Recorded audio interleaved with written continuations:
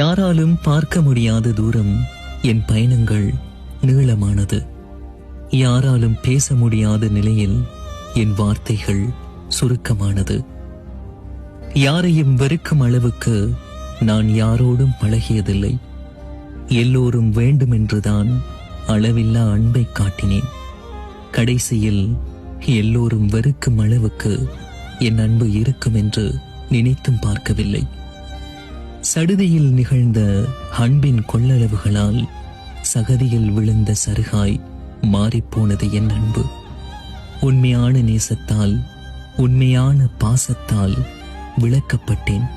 விலை மதிப்பில்லா சில வார்த்தைகளால் வீசி அடிக்கப்பட்டேன். தனிமை என் இதய அறைகளுக்குள் அடங்கி போனது. யாருமற்ற நிலையில் நிதானமிழந்து நிழல் கூட தொடர மறுத்தது. நான் உண்மையாக நேசித்தும் பாதி வழியே விட்டுச் செல்லும் உறவுகளுக்கு ஒருபோதும் தெரிவதில்லை, நம்மை நேசித்தவர்களை விலகினால் தனிமையின் கோரப்படியில் சிதையுண்டு போவார்கள் என்று.